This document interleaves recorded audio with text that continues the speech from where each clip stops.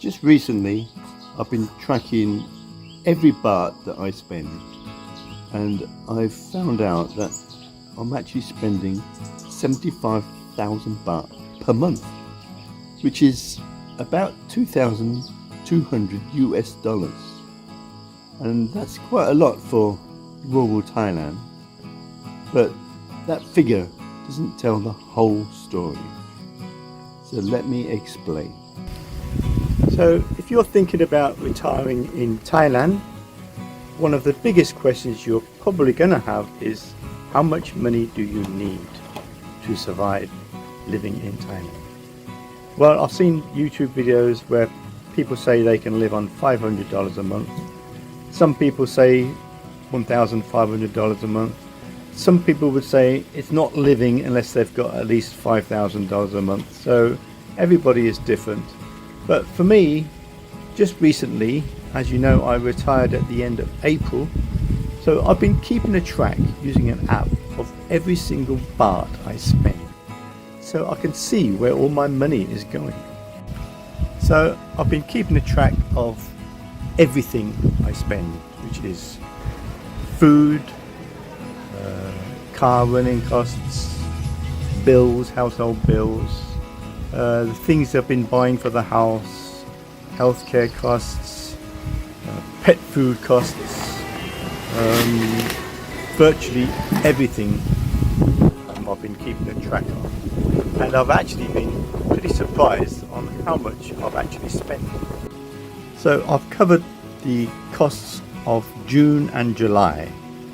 And in June, I actually spent 78,567 baht, and in July I spent 74,228 baht. So that's over 75,000 baht per month. So is that what it costs to actually live in rural Thailand? Well, no, there were reasons why I spent so much in these 2 months. So I started using an app called My Money, and it's actually very simple to use. Whenever I spend money, I enter the amount and then put it into a category. So rather than guessing at the end of the month where all my money has gone, I can actually see it, and that's made me realize something. There's quite a big difference between the cost of living and the amount of money you actually spend in a particular month. So June is a perfect example. So if you look at my biggest expense, 39,529 baht went on the home. So that's just over half of everything I spent that month. So as regular viewers of my channel will know, I'm always building, repairing or improving something around the house.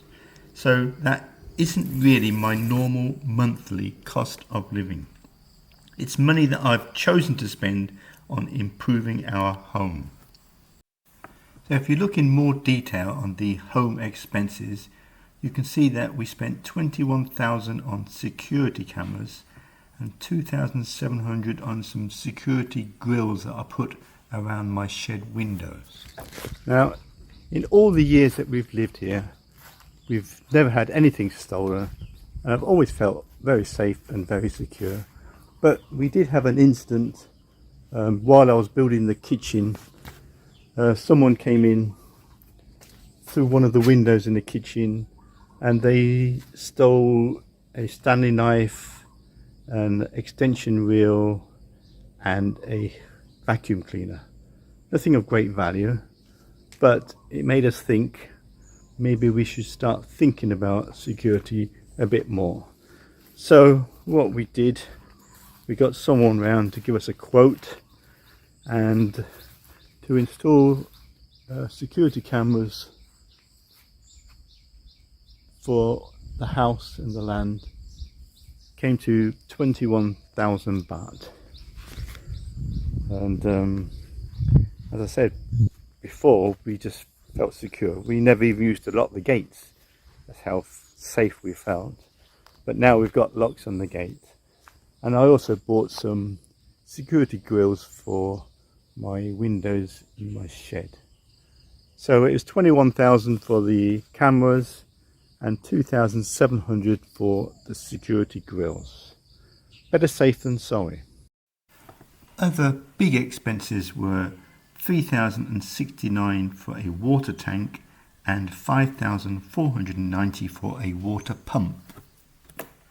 These are really one-off expenses, so I wouldn't consider them part of my normal cost of living. If I take those out, my spending for June actually drops from 78,567 baht to just 46,308 baht, which is around $1,414. In July, the biggest expense wasn't the house, it was actually our car. So apart from the usual cost of fuel, we had to pay our yearly tax of 3,400 baht, and we also had some major repairs done. We had to have the clutch repaired and the wheel bearings, the cost of which totaled 14,000 baht. But this is the first major repair we've had done to the car since we had it over 10 years ago. Other one-time expenses that I had in July were fitting these concrete posts for the new extension, and also I got a new electric shower which I plumbed in, and I had to pay an electrician just to connect it up. So if I deduct these one-time expenses from the July's total expenses, it means my cost of living for July was just over 44,000 baht, which is just over $1,300. So let's take a more detailed look on what my actual living costs are. So starting with food, we don't really have a strict budget on how much we spend every month. But then again, we don't go to expensive restaurants every night. We just eat out maybe 3 or 4 times a week, and the rest of the time we cook at home, and if we just fancy a snack or a drink, we'll just pop to the shop and buy it as and when we want it. Over June and July, we averaged around 18,000 baht a month, which is roughly $550. So that includes cooking and eating at home, and eating out maybe 3 or 4 times a week, and it includes buying snacks and drinks whenever we fancy them. And it also includes all the food we buy for our pets. In July, yeah.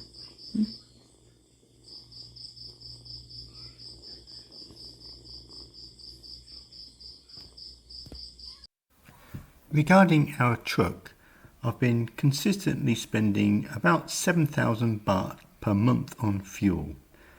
I usually travel about 60 kilometers per day, and 1 litre at the moment is 39 baht. So it actually works out 234 baht per day, which is about $7. So if you times that by $30, that's 7,000 baht per month, which is $214. The electric bill for June was 3,880 baht, and for July it was 4,669 baht, which is an average of about 4,200 baht per month, or $128 US. So this is the cost for running 2 air conditioners for the bedrooms, 2 bedrooms, and 1 air conditioner for my office. There are also 3 refrigerators in our land, and we have a pump for the pond and a pump for my fish tank.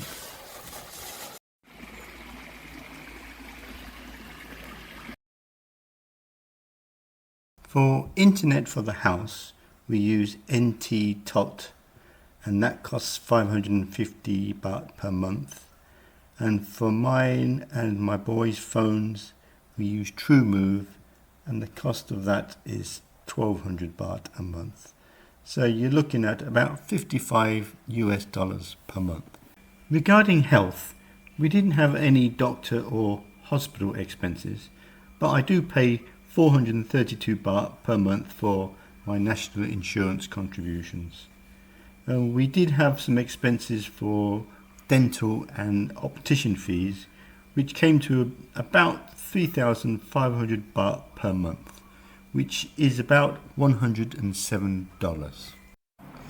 There were some smaller expenses such as accommodation, electronics, entertainment, clothing and education, but overall, from the information I've collected, I can see that my actual day-to-day cost of living in June was about 46,000 baht, or around $1,414, and in July it was about 42,500 baht, or roughly $1,300.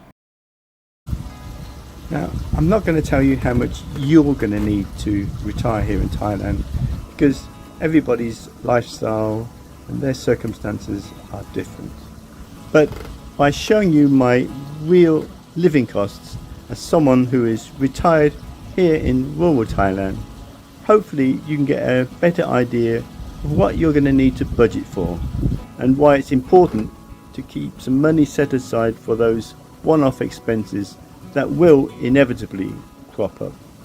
I do plan to keep using this app and tracking my spending, and maybe in 2 or 3 months I might make another video so I can see if the figures change and I can have a more realistic idea of how much I'm actually spending to retire here in rural Thailand.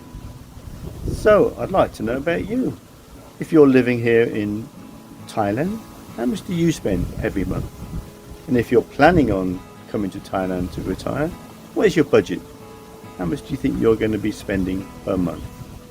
Let me know in the comments.